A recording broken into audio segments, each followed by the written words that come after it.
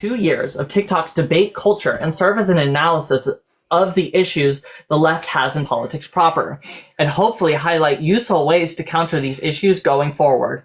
The issues most prevalent among the left's strategy to counter joint political aims to strip vulnerable communities of imperative protections to include a lack of political coalition, an uplifting of unqualified and inappropriate voices, an abuse of political agendas to propel personal goals, and a growing belief that oppositional beliefs, I never fixed that, are evil to the point of dehumanization.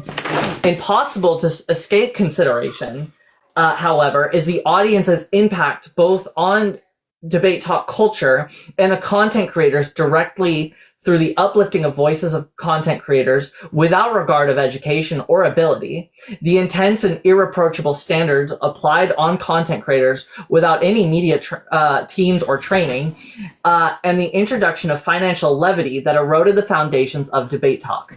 It is these prime failures that paved the way to the left's failure on social media and in the West at large. Boom. The introduction was done. So that's the introduction. That is going to, I'm so suspicious of you. That's a brief synopsis of what this is going to cover, what I believe are the most pressing issues among the left. There's a few little touches and changes that I will make before I post it, but for those who won't catch this live, I will be posting it on a YouTube channel, and I will be posting it on the DebateTok, not DebateTok snark, I think the tweener snark.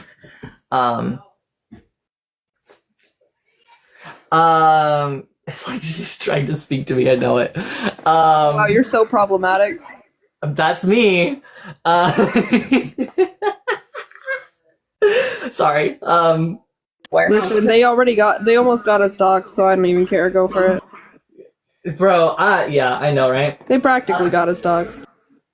Bro, too much. I mean, there's a reason I choose the tweener snark anyway. It's just unfortunate that it happens to be named tweener snark, when this is it's just the best place for me to post it.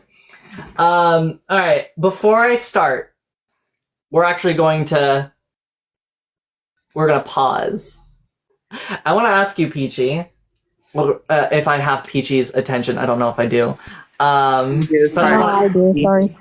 But I want to ask you, moderator, oh wow, why are you a moderator? Who are you? I'm pretty sure oh wow is on you. Oh wow, okay. All right, I'm gonna ask Edith. Yeah, I fit. Okay, yeah, it was Anya. I was like, who are you? How are you? How you feeling? Do you have any goodbyes to say? Any messages you want to say, or are you just gonna leave the app? You can also do that. I can't control you. No. Nothing. No feelings. No, nothing you regret. Nothing you wanna. Nobody you wanna throw stones at before the app goes down? He's literally a perfect angel. Yeah, exactly. I've done nothing wrong this whole time, and that's why I've not been canceled, not once. Inshallah and mashallah, I have always beaten the allegations, and will continue to do so. That's okay. Well, that's optimistic. Okay, I'm gonna go ahead and keep reading then. This is the part that I haven't read on live. So, content creation. So, this first part is going to serve as a summary of the issues that content creators on this app have. So, unfortunately, I messed up and I forgot to do the actual introduction part that leads into the points, but don't worry, I'll fix that and I'll add it in before it's posted on the snark. Is this play about us? It is about us. It's about the left and how the left fails, and kind of sucks sometimes. Although you hate when I said that. Alright. Lack of political coalition. The issues with organizing political action on an app designed for socializing, chasing numbers, and oh my gosh, and creating large... No. Thank you. An issue with organizing political action on an app designed for socializing, chasing numbers, and creating large platforms is that the only way to intentionally grow is to exploit the latest tropes, topics, and methods of the application at large. When a topic about, for example, lesbians begins to circulate the app, DebateTok will similarly hop on the bandwagon and a throw of backgrounds will appear on TikTok debate lives talking about how lesbianism is okay, ready to battle down any would-be bigot fighting against this marginalized identity. This sounds noble, of course. Defending marginalized identities is far indeed something we should all strive for. Remember, however, that this is on a social media app. And for every content creator that strives to defend these identities in earnest, there's a content creator striving to profit as much as possible off of looking like they're earnestly defending marginalized identities. This problem is only exacerbated by more privileged people attempting to signal their own allyship or virtue. There is an incredible social capital and actual capital tied into making oneself appear as much of a savior as possible. The white savior has long since been scorned as a means of centering oneself in racial issues while shielding oneself from criticism. That is a label that should be painted in far broader strokes. I personally would postulate an inherent phobia of any given savior who prioritizes their own voice over a given community, keeping in mind that these creators are above any reproach, but lacking the essential experiences intrinsic to these identities creates an atmosphere where the identities are at risk of being misrepresented through sheer inevitable ignorance of these experiences while receiving the clout of fighting for these hurting communities. The saviors in question are parasites to the broken. Political coalition. In there, I will also add, I forgot to put in additionally, sorry, I got, bro. I forgot to add additionally how when we offer up these communities for people to debate, like straight people to debate, about lesbianism, or for cis people to debate trans identities, what we often deal with is we are watching protected communities or communities that are rather privileged, throwing up these marginalized identities as some kind of fodder in order to gain clout, which is wildly disrespectful and harmful. And we can ignore the fact that they get money from debating our identities. Which is why I would say that it is inherently phobic for somebody of a privileged identity to debate, to center their own platforms on debating identities that they do not have. I'm going to get food. Okay, goodbye, Peachy. That's it. Peachy's gone forever. You'll never see her again. That was the last time. No. Okay.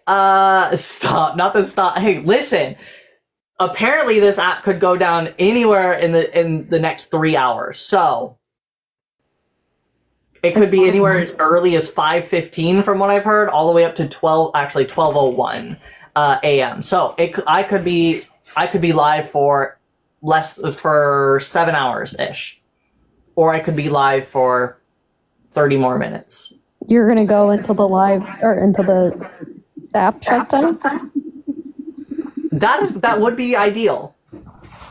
I would just have to find stuff to do. That'd be preferable. No, you don't know what that joke is. You don't know. Oh, I don't.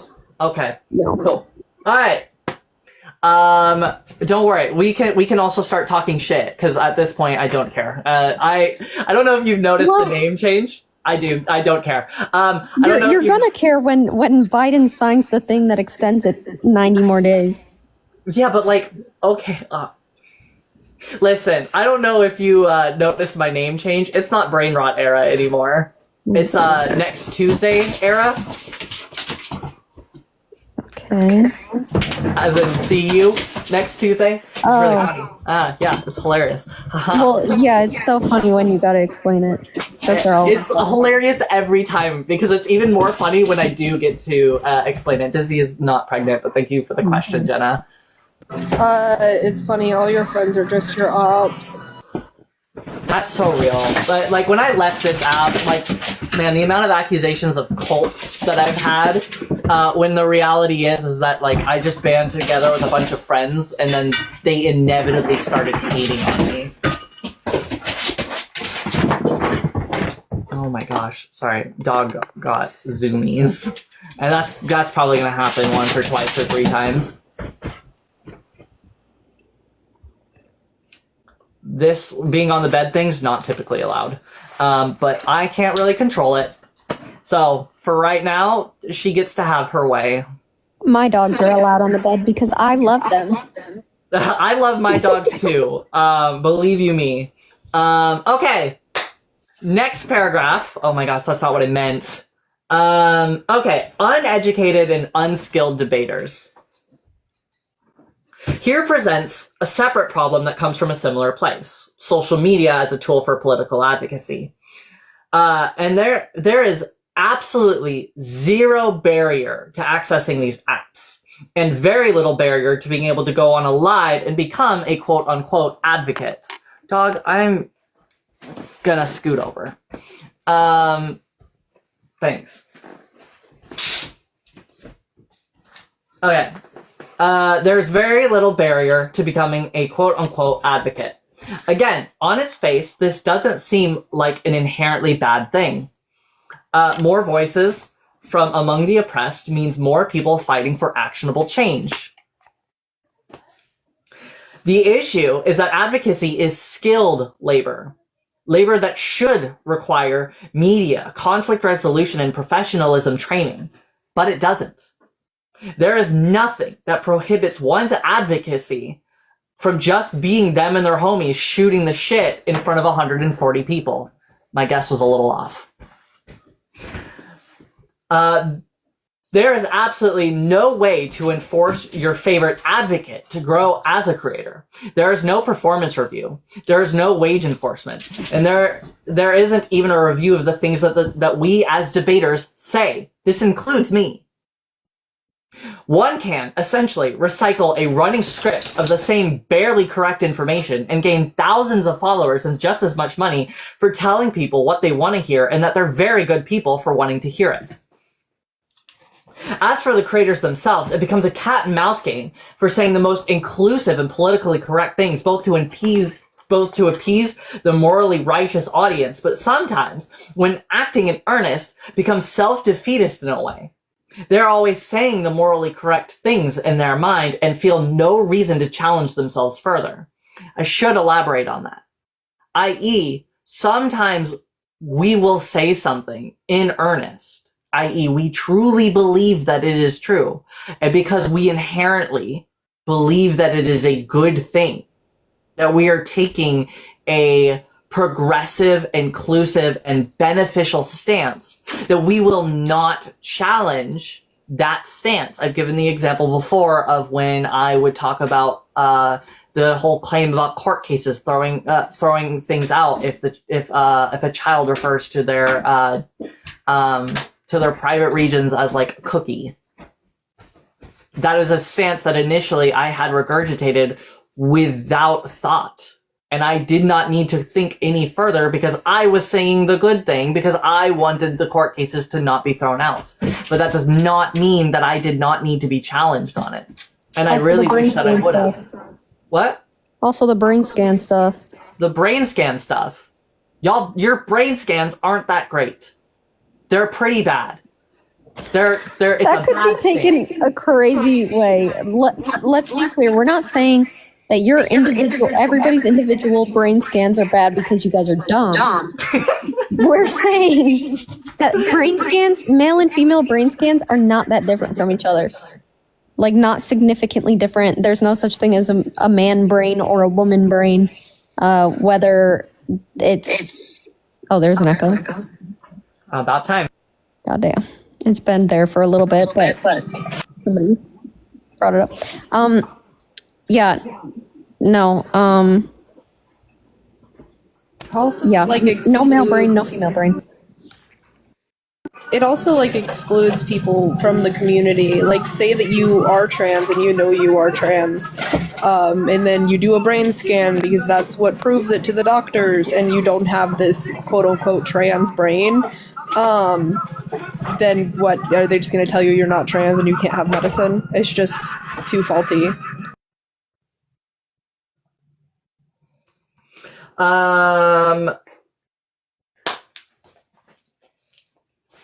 Sorry, I had music come on when I put my headphones in. I don't know how y'all can hear me because I've never actually used these properly before. You sound the same. Perfect. That's actually incredibly perfect.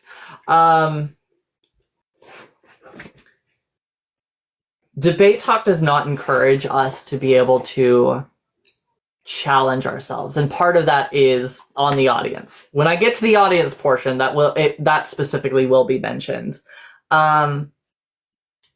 But we ourselves, as content creators, need to be able to unbox our own discomfort. Can you please leave my laptop alone? Thank you so much. I love you, but you have got to leave it alone. We need to be able to challenge ourselves, and getting comfortable and getting complacent around our political stances only serves to hurt us as creators, as debaters, as advocates. Again, I don't necessarily believe TikTok is actually a tool for advocacy anymore. That train has left the station, but yeah.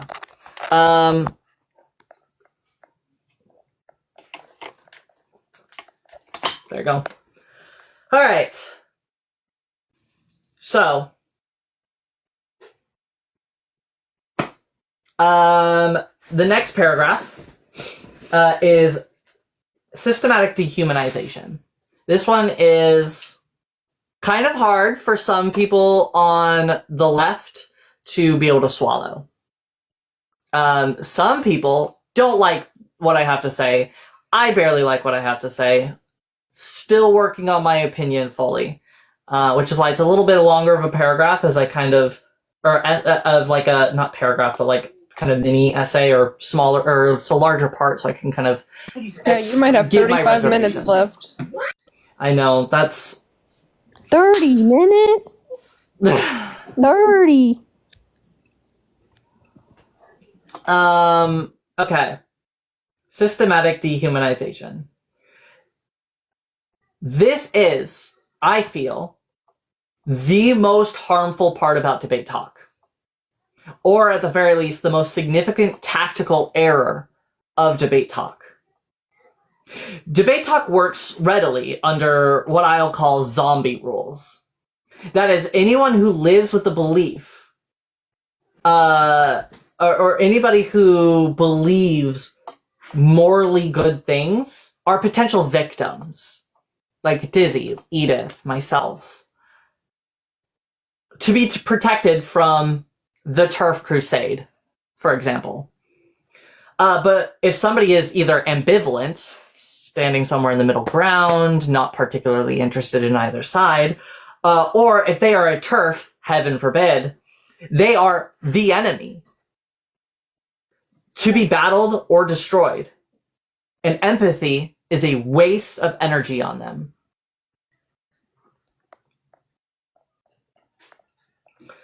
This isn't even something to be completely discarded. Some people are so incredibly harmful that even debating them will serve as a tool to propagate their bigotry more than a tool for demonstrating why they are wrong. I also have to acknowledge that de-radicalization, while it is a useful tool, is not and should not be the first tool of advocacy. The issue realistically comes in what I'll call the Voldemort effect. Making these people out to be the most harmful and dangerous people imaginable, that even invoking their name, Christy, Envy, Muppet, is tantamount to an act most taboo, and actually speaking to them a moral crime.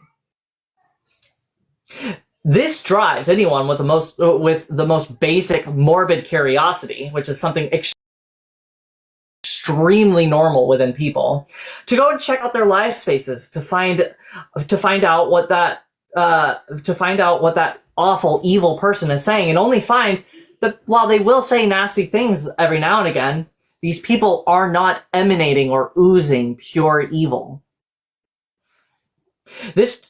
So when you're dehumanizing propaganda becomes obvious propaganda, we bleed support for our communities. And when we dehumanize these moral zombies, we only solidify the loss, driving them firmly into being another obstacle to the progress of the marginalized. There is value in attacking the opposition. There is value in demonstrating why their points are wrong. And there's even value in attacking their character. But there is no value in dehumanization because you lose nuance faster than you lose support. Avoiding the creators who disagree with us, refusing to listen to them, will make you continue to think they all believe we're demonic groomers and remove the personal nuance that speaks to them. That summarizes the most prevalent issue the left had among content creators on DebateTok. But that is not to suggest that the audience should not be held to account, as many of the problems we see become exaggerated by the very people we're trying to help by doing this. And that will be discussed in the next section. Halfway done. It's literally, it's pretty much her saying that, like, there have been people who have openly said that they have turned because they were told that these people were, like, horrific, like, monsters, like, sent from hell, and you should never enter their lives or look at their lives, because obviously they do say some nasty stuff. But then those people go over there, see that they're not monsters from hell, and it puts a bad taste in their mouth from someone who talks about other people that way, no matter what their views are. If I make you seem like some horrific devil, and then somebody inevitably comes to listen to you, and you just sound like kind of a normal, boring person who says... It has shitty opinions. like, mildly problematic things, like, at that point, who sounds like the one in the wrong? It's probably not going to be that person. Dizzy, I want to be problematic for just a moment. Goodbye, critter. Oh. Dog. Wait. MJ, I love you. Goodbye, Jay. It's the end of DebateTok, you know? Okay, yeah, that's one the audience isn't gonna understand. Critter will understand. No. Critter will understand. It's alright, Critter was also checking out the last live, and I didn't say anything then. But I had to say something this time. Yeah, so it is genuinely, like frustrating to me. Because I spend some time in spaces that are oppositional to my body, to who I am as a person, to many of my friends. Chill, Edith.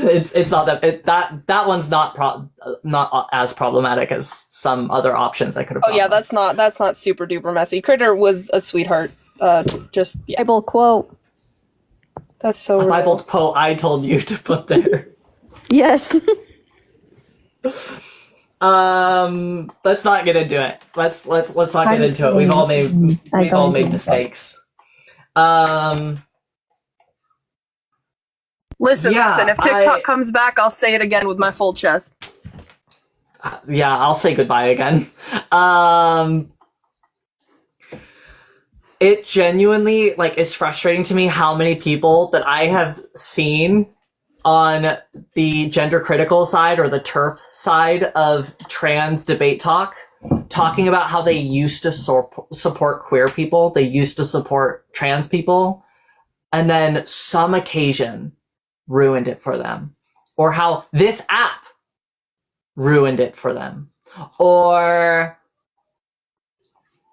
some kind of cancellation nonsense ruined it. Like, constantly. It is something about Debate Talk that has ruined it for them. And rather than doing, hi Lisa, rather than doing anything at all to try to... Dizzy, I need you to take over. Oh? Hello, welcome. Hello, welcome. Hello. Wow. You're great. I'm such a good host. Yeah. Thank you. Hello, welcome. We may have less than 30 minutes. Less than 30 minutes? So if it ends mid-sentence, it ends mid-sentence. I have been put on the spot. Oh god, there's 140 people in here. Edith, it's your turn to take over. Hello, welcome. Also, hello, welcome.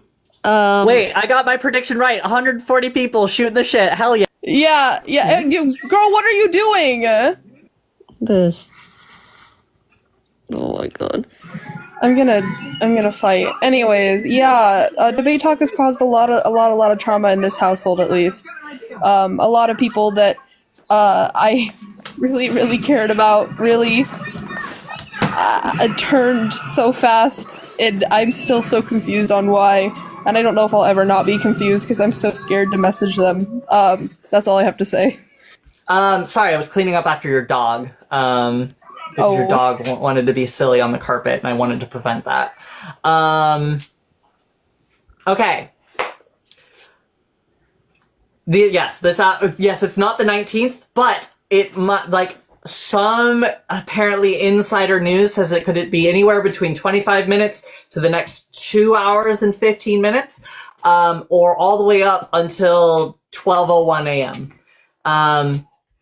So yeah, we're here, we're queer, we're ready to spread fear. No, speak for yourself. Leave me out of that. That includes me. You can include me. Sorry, So much fear. Really cringe. So much fear. That was so cringe. Yeah, you might have to off.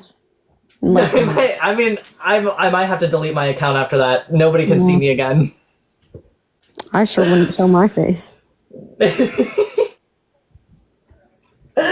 Yeah. TikTok. And Okay. Come back. So, let's see. I mean, TikTok might come back, but ultimately, like, if not, I'd rather get the goodbyes done and then. You know what, though? You know what really frustrates me? This is another portion where I have to edit my essay because it's not going to be perfect, so it's not going to be a 1-1 when it gets uploaded. But what really frustrates me, because like Dizzy will tell you, I have ranted and raved about how much I hate the word accountability now. I hate it because I've heard it so many times and I've heard it misused so many times that I'm like, if I hear it again, it will be too soon. If somebody runs me over with a car and then runs away, I would rather they get away than hear the word accountable. I don't want that person held accountable. Accountable. Because I hate that word so much. Thanks. I didn't need that. And also don't need you to do that. You need to be held accountable. But that's the thing. It's like creators get held accountable all the time. Creators are... I kicked her. No, she might not come back. Did Edith just hold herself accountable? No. I kicked her. Fucking Ty kicked her because she said accountable. Bruh. Fuck you. I hate it here. Okay. So, by the way, this will be like a really boring live in like an hour or two if this is still up, because like I plan on just staying live as long as possible. This is going to be like the Halo 2 and like when Halo 2 servers cut and people just went on for like 3 weeks longer than the servers were actually up. That's what it's going to be. Oh no. If it doesn't take you off the app, I'll go in there and press the X button for you, bestie. 3 weeks. Okay. But here's the thing. Creators get held accountable all the time. I have been held accountable all the time. You know who doesn't get held accountable anywhere near as much? You. I'm talking to you. Not you, Edith. Not you, Dizzy. I'm Not you, sorry. Ty. I'm talking about the audience, the Reddit, watching me now. Hello, Reddit. It's good to see you. Me. Yes, you, Roxy Lover. Exactly you. It's just Roxy Love, not Roxy Lover. It's... Sorry, I saw a misread. Kai, offended? Should be. Pearls, clutched. Good. It's time for some personal accountability. So let's talk about the standards that our audience, who now needs to be held accountable, applies on content creators. We're going to talk a little bit about it. Just like with the dehumanization take, this one's going to be a little bit longer because I'm not even fully aware of what I want to say or think or believe. But the standards. So, as a content creator, I can attest to the extreme stress that can be placed on any given spokesman. You as the audience have your own thoughts and opinions and are extremely nuanced. And a problem that just often surrounds any given celebrity, influencer, and public figure, and that is that we often have your Sorry. Let me read that sentence over again. A problem that often surrounds any given celebrity, influencer, or public figure, and that is often... I really messed up that sentence. Is that we often... Okay, I'm going to reread that paragraph. Reread this again from the start of the paragraph. All right. Because that was really just kind of messed up. You sound like somebody else I know who can't read.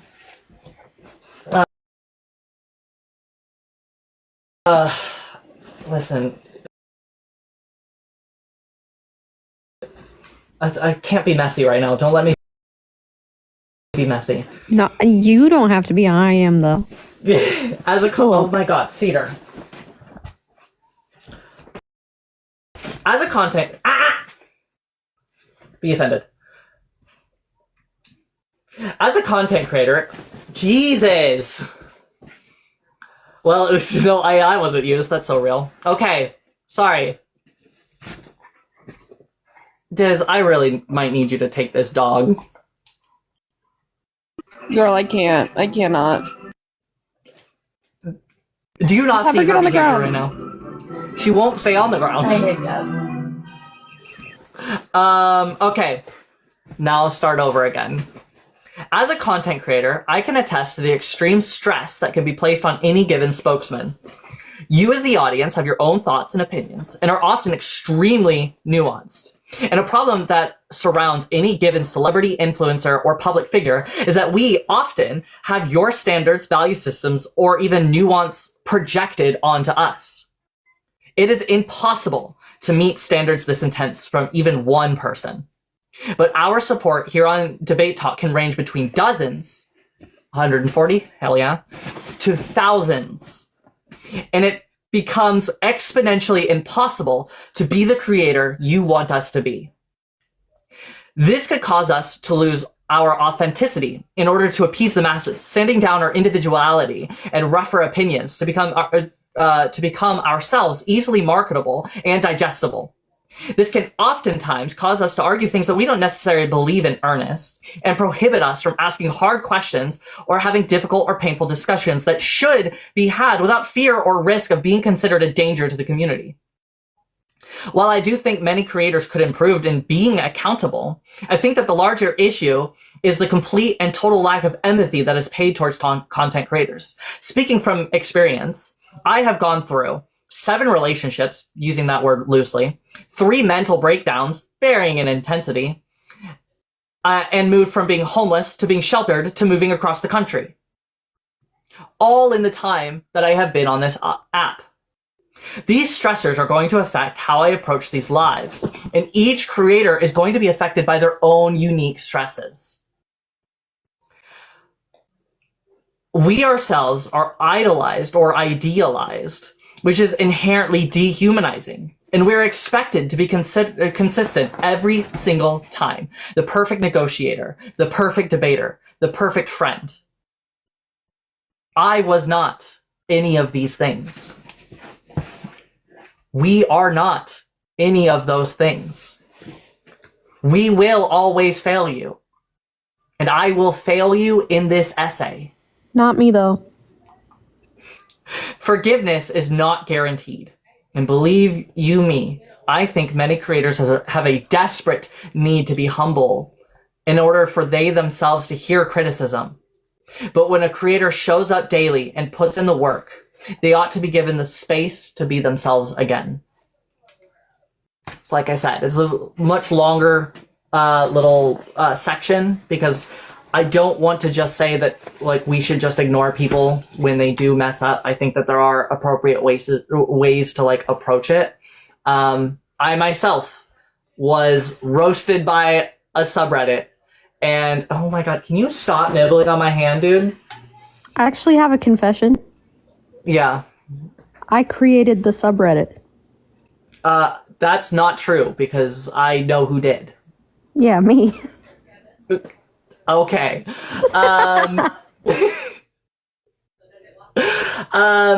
It was not me. I know that there are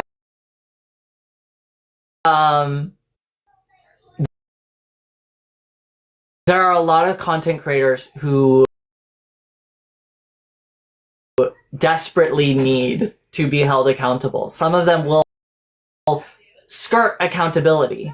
Can I be messy just one time? Because this is something that I wish I could have just told them directly, but of course I'm hashtag canceled and can't. I just want to be just a tiny bit messy. I'm gonna do it. Okay.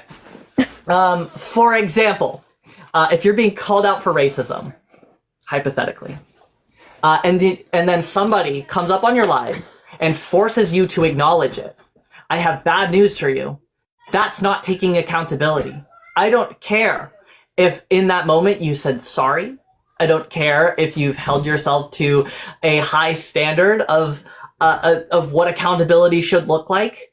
If you avoided it until you were forced not to, you are far less easy to forgive for somebody who wanted to see you acknowledge it. Which is why, for example, if you are held accountable for racism, people didn't drop it after you acknowledged it 5 times. Nora. Because every single one of those times, I'm actually talking about Mel, every single one of those times, you were forced into it. You were cornered into it. And that is why nobody forgave you. And before, every time you brought it up to be like, you would complain and be like, oh my god, I already said sorry for this. Like, I already apologized for this 5 times. I'm not apologizing anymore. Like, okay, you're just proving that you actually do not give a shit. That is legitimately the reason why, like, nobody dropped it. Like, if I was still there, you know, acting as the PR manager that you guys wanted to say was me manipulating you, I would have told you, you need to acknowledge it headlong yourself. You have to put yourself in the position where you are directly accountable to your actions for people to forgive you. There's a reason why the Reddit stopped caring about me and why the Reddit still cares about you. The PR manager that was so thanked and loved for your help until you went after Adora. Going after Adora literally lost you that entire group. Hypothetically, Mel. Hypothetically, of course. If there's a hypothetical Mel out there, that's all. I remember being like, thank you. I know, I'm so sorry, I shouldn't have done that. And then now it's just like, actually, that was abuse. And I'm like, wait. I was there. Listen, you took it to different messy. I was just trying to acknowledge one specific. I'm sorry. It just hurts. No, I think Dizzy ate. Listen, it's just confused me for so long. I'm not even like mad. I'm just confused. And I don't understand where the tipping point came in. The only thing that I see is when the Adora thing happened, they were like, why would you go after her? Like, obviously now everybody understands that Adora needed to be we needed to go after Adora, but when it started, that was not the general consensus. I wouldn't even say that everybody understands. You gave That's Adora also so very many true. chances to get it right. I did give Adora so many chances to get it right, and I did it on purpose because I knew that if I had done it any less times, people would have been like, "You didn't even give Adora a chance." Well, I gave Adora a chance on every single platform, bro. I made sure that Adora texted my phone number to give Adora an additional chance. And after she blocked you guys, I went in to get her to unblock you so that you could give her one last chance. But you know what? It's okay. That's okay. All right, I've given you It's the just example. painful. All right, It's just painful. if you It's are, painful and if you're confusing. being called out, if you're being called out for racism and they won't leave you the fuck alone, maybe you should look out the way that you're acknowledging it and the fact that you're avoiding it. That's all. That's all. You have to get Listen, out ahead I just of it. don't like being dropped like trash because you don't like what my girlfriend did. Anyway, yeah. So that's not being messy. We're being super professional here. Back to being professional. Now we're gonna continue to hold you accountable. You, yes, you. We're gonna continue to hold you accountable. The next thing I'm gonna hold you accountable for is a section I call unqualified support. And this is going to refer to our content creators that, as I referred to earlier, are super unqualified to talk about issues. Now I'm going to circle all the way back around to talk about how the only reason that they're there is because you put them there. You did. Adora? Not me, though. Part of me has to take the L on that, and I acknowledge that. I even acknowledge it in the essay. Thousands of people. Girl, you And got like 11 minutes. Not one of you thought to yourself, hey, maybe this isn't the person that I need to... Maybe I should challenge... Whatever, let's go ahead.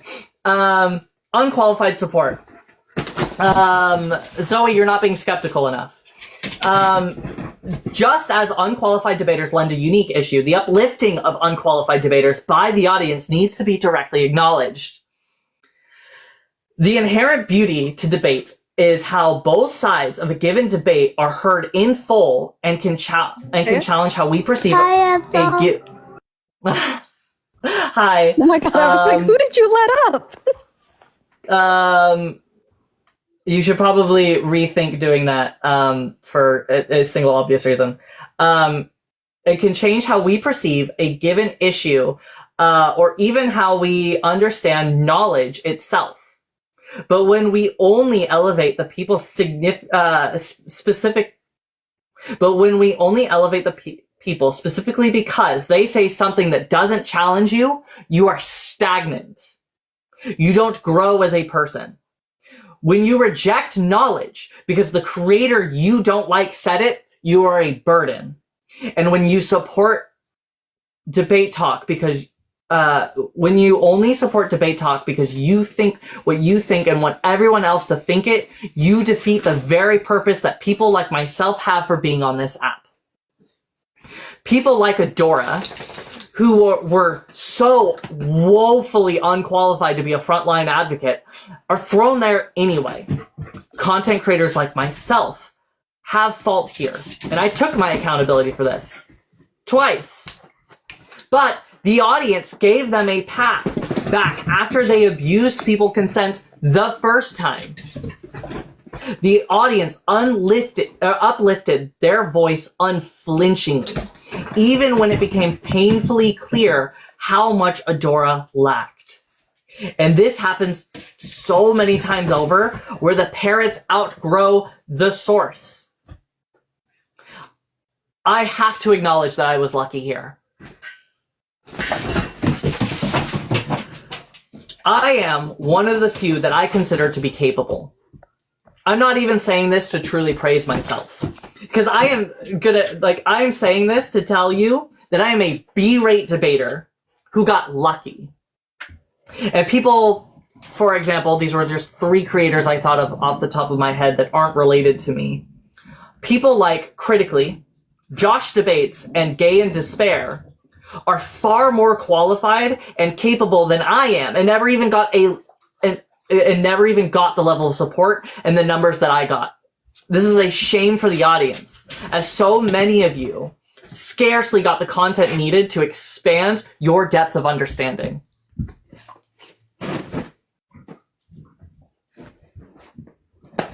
Unqualified support. Y'all find your content creators and you get comfy.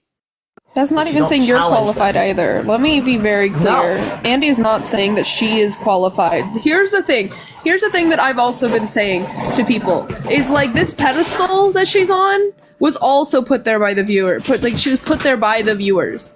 Like she didn't ask to be put on this pedestal, and this pedestal that she was put on literally made all of the people closest to her hate her, and she didn't even ask to be put there. And she's sitting there just like, I don't think I'm on a pedestal. And they're just like, no, you're actually a narcissist and you love that pedestal. And she's like, no, I don't. So, yeah. Bro, the pedestal stresses me out. The pedestal is too much. Like, you do not have to listen. Andy does not believe everything she says is law, but she will speak her opinion.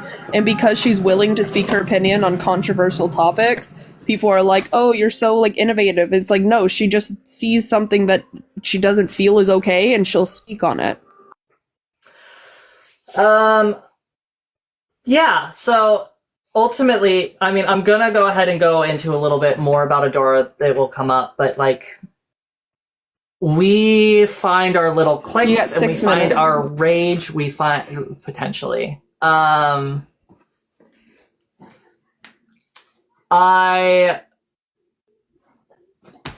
We have to do better when we choose our... Thank you, Edith. When we choose our advocates. Because just finding them because they're comfortable or they tell you the things that make you feel all warm and comfy inside does not mean that they're good advocates. I could debate if, let's say, I don't know, I could say that this is a Shakespeare novel. I can open it up, and it's not a Shakespeare novel. It's that just is a diary. furry's diary. It's my diary. Yeah. She got that from the tribe. Oh, well, there's a wolf on it. So Yeah, you're problematic. Now you're canceled. That came from the tribe.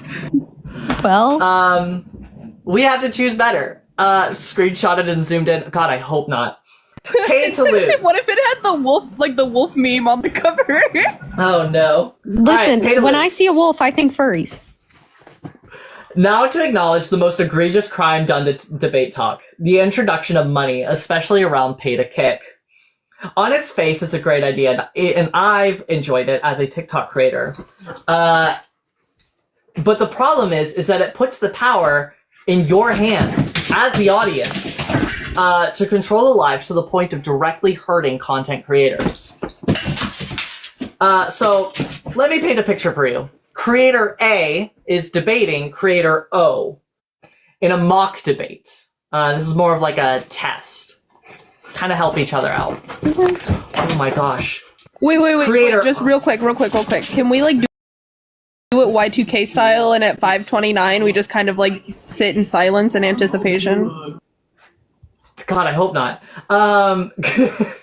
We can try it. I don't know if we'll still have things to say. Alright, Creator A is debating Creator O in a mock debate. This is a test. Oh my gosh, Lyle.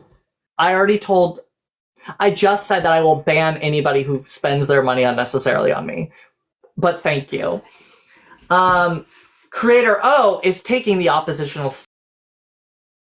stance for this mock debate. Typically, they argue on the same side. Creator O is quickly and effectively rinsing Creator A, and Creator A's fans begin discussing among themselves about paying to kick Creator O. This was a debate designed to learn, but it demonstrates something far stupider. That the audience will save their favorite creators from embarrassments. But from experience, I'll tell you, I grew far more as a debater from being embarrassed, from losing. Sorry, give me a moment. I can't relate because I've never lost. From losing, from getting dragged. And it drove me to never let it happen again. You're doing the ultimate, to never let it happen again. And it caused such an insurmountable damage by bringing out the most corrupt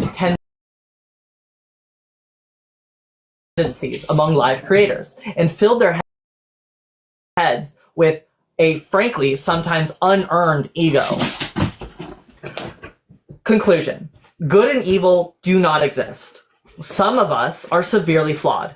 There is a nuance to almost every given occasion that can be missed. We can't be expected, creator and audience both, to get it right every single time, but we can always be accountable to the decisions and impacts we make.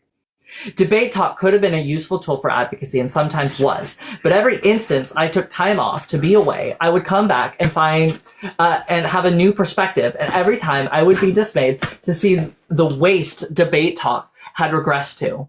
The left has failed.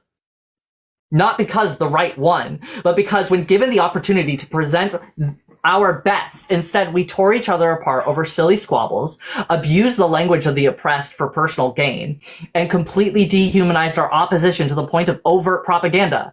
And propaganda that is obvious is bad propaganda. We have seen how our already weak creators were built up on a foundation of sandstone, being saved by the short-term losses. Being saved from the short-term losses they sorely needed to be successful in the long term. And it is a total lack of forgiveness for the creators who do fail. This app has not only wasted the momentum we did get, but actually drove so many people who once loved trans people away from supporting us. I had to rush to the conclusion just in case the live does end in 1 minute. Okay, love to most of you, hate some of you, rip. I'll say the opposite. Love to some of you, hate to most of you, rip. Some of y'all will be everyone. missed. Oh. Nothing's gonna happen. Like, I just know that Oh man. Oh, the Coral. Oh, thank you so much for there. paying the kick.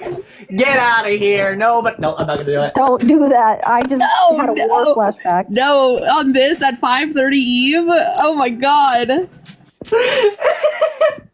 Clock it. Hold on. Clock it. I'm so sorry. Bro, I'm gonna be so real. If you call me a cult leader and compare me to P. Diddy, I'm gonna make fun of you. I treated you nice. I didn't do anything to you. Not even a cult leader in a joking way. Not even a cult leader in a joking way. Like, I can't. No, if you give my personal information over to ops, I don't give a shit. Chat, we're still here. That's perfect.